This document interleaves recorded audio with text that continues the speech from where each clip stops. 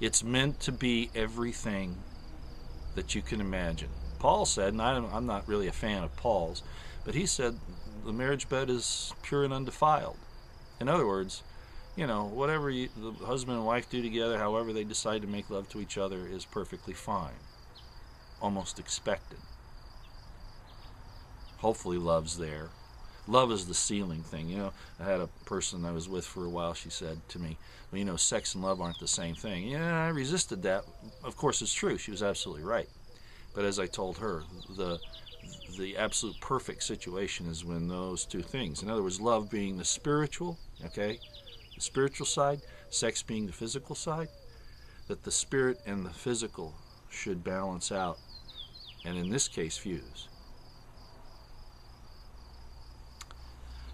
Kind of a different video this morning. Yes, I'm still concerned about Jade Helm. These are pre-positioning of equipment and personnel, getting the people ready, accepting what's going on. There are moves by the UN, Agenda 21. All of that is going on. As I've said, this is very dangerous. But the United States, this country, has done some horrible, horrible things to its own people and to the world.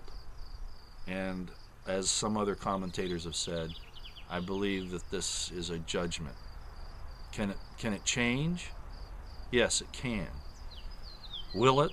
I don't know. I read Jonah every day hoping that the United States will turn into Nineveh and repent of all of its evil, all of its abortions, its murders, its thievery, its empire building overseas. It's not just projecting power forward to protect our interests. It's actually taking over other places. The thing in Ukraine. And that's why I read the thing in Luke there, because all of these things were done in secret and then pretend to be something else, like the liberation, Iraqi freedom. Oh, if anybody can't see that that was a joke, that was a deceit at this point in time, we have a problem. So I worry about what's happening. Our understanding of sex, of the male and female relationship, is actually key in our understanding about the balance between spirit and matter, between the spiritual side and the physical side. Okay? Project the pureness of that in everything else that you see, and see if there's deceit going on. And if there is, then the metaphor that Paul uses in Corinthians, saying that he wants to present the church as a chaste virgin to God, which doesn't mean that the people are sexless or without sex or not engaging it. It means it's talking about that relationship of being pure, okay, of being committed, in this case, to God. Think of truth, think of light. Committed to God, committed to truth, committed to light. Not committed to darkness and deceit and travail and stirring things up for your own benefit so that you can reap the rewards, order out of chaos. That's not good. That's not good. Since I started a second video to finish my thoughts here, I thought, well, I might as well add a little bit to it now that I have a little time. I moved inside also. It was getting kind of noisy outside, so a little change of pace, I guess. I wanted to speak a little bit about the way that the United States government, the rogue parts of that, the continuity of government, the players behind the scenes, be they in the government itself or influential oligarchs, are pushing the world to war. And I've talked about this before, but I want to address the military and the police again, just very quickly. Look, if you really study the situation, we're not out there to help people live better lives. We're out there to take what they have. We're out there to destroy their lives. I saw a commercial, and I'm going to get some people upset here, but you've got to understand the military, as I've said before, is a necessary evil. It should not be worshipped. Respected, okay, I said maybe not even respected at one point, but respected, but only in as much as they do the right thing. The Navy has a motto now, and it says a global force for good. Really? Is that what you were in Libya? Really? Is that what you've been everywhere? Have we liberated anybody? I mean, truly given them freedom? Really? No, we put in puppet governments for oligarchic purposes. We did it in Ukraine, we did it in Libya, we did it in Syria. Well, Syria, we're trying to do it. There are really evil people that are controlling this, and to fight for the wrong thing, to stand up there and threaten other people's land, resources, and lives by force. Let me read you something from Cicero. I included this in a video before, but I want you to listen to this. Remember, about a video or two ago, I said it's important that you read the Constitution and understand the principles in the Constitution and in the Declaration of Independence. And if you're not upholding those, then at least admit you're not. You took an oath, at least admit you're a hypocrite, and the oath didn't mean anything to you. You did it to get ahead or whatever. You have to read it if you're going to take an oath to it and understand it. And the Declaration of Independence is basically our reason for taking the actions that we did. And if you read through the grievances against the crown in those days, you'll see it's very similar to what's happening today. DC is filth. Look at Hastert. And they're all like that, almost to a person up there, just like they are in the British government. Pedophiles. Remember the Franklin cover-up? I got involved in that a little bit as far as investigating it. Senator DeCamp asked me to get involved at one point. That's been going on for a long time, and these people are filthy demons. Most everybody in DC is that way. The bureaucrats, the government officials, the people behind the scenes, the oligarchs that support them, soldiers, police. Listen to this. Okay, this is from Cicero. Cicero, his book, The Offices, Book 1, Chapter 19. Cicero was a member of the Roman Senate, and he was a philosopher. I want you to listen to this. Kind of similar to Rand Paul today, really. Quote, "That kind of courage which is conspicuous in danger and enterprise, if devoid of justice, is absolutely undeserving of the name of valor. It should rather be considered as a brutal fierceness outraging every principle of humanity." The powers that be have thrown out there to those of you who get involved in this that fighting and dying for your country is somehow valorous, courageous, and that if you believe in God, that God will forgive you of anything that you do when you're fighting for your government. That's not true, ladies and gentlemen. It's not true. Your conscience still has to be your guide. You still have to entertain the Spirit of God, the Spirit of light and truth in your heart, or you'll be damned for it. Oh, you might get ahead in this world. I know several people that have gone and done everything the government wanted to. And oh yeah, they have big houses, nice paychecks and all that, but they're soulless.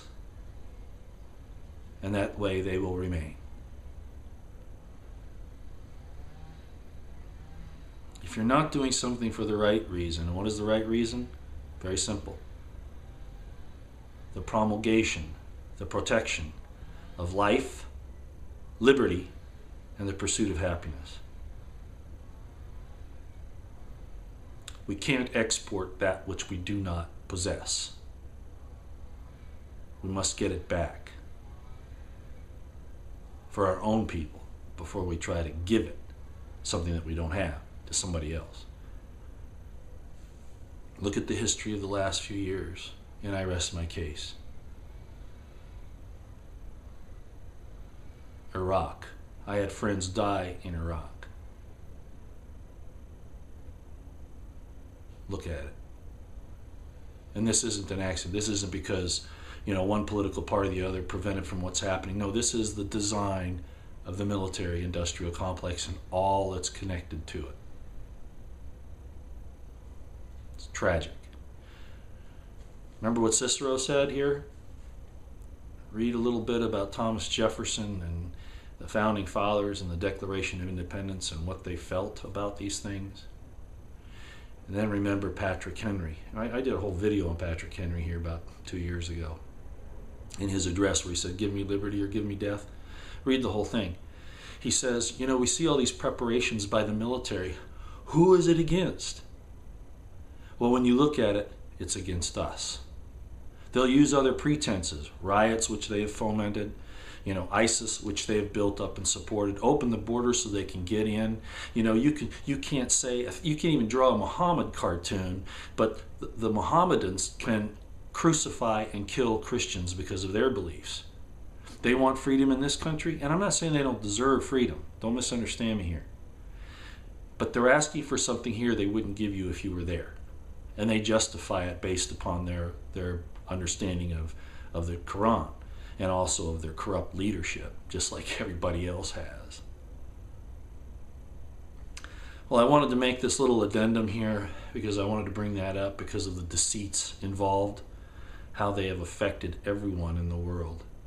We are the cradle of evil. The people that have control of this nation are the epitome of evil. As Isaiah 59 said, they run to evil. They revel in it. They glory in the shedding of innocent blood. It's a sacrament to them. We must not take part in that. We must stand back and say no. The judgments, I'm not a Bible thumper. I mean, I probably sound like it, but it's a cause and effect thing. We've done evil things to innocents in the womb, to innocents breathing air, all across the world. Cause and effect is going to destroy us, and we as individuals need to select what side we're going to be on, because the nation's going down.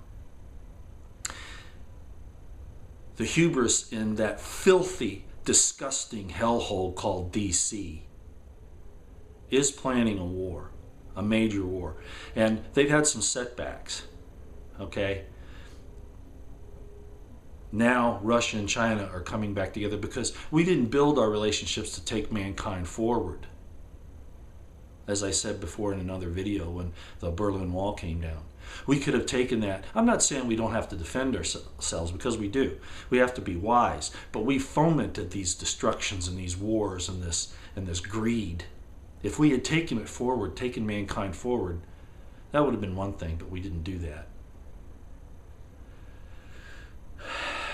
Instead, we've used death and destruction to try to force our will on others. That's really how the military describes what they are anyway now. It's our ability to force our will on somebody else, not any other pretense that you might think. That's what they teach in the upper echelons of the schools. Okay, so what about this war that's coming? I am in grief. There's nothing I can do to stop it. But let me tell you how this is going to play out. These invincibles, that's what they think they are in DC, and those who control them are going to push this and push it until it ends up in total destruction.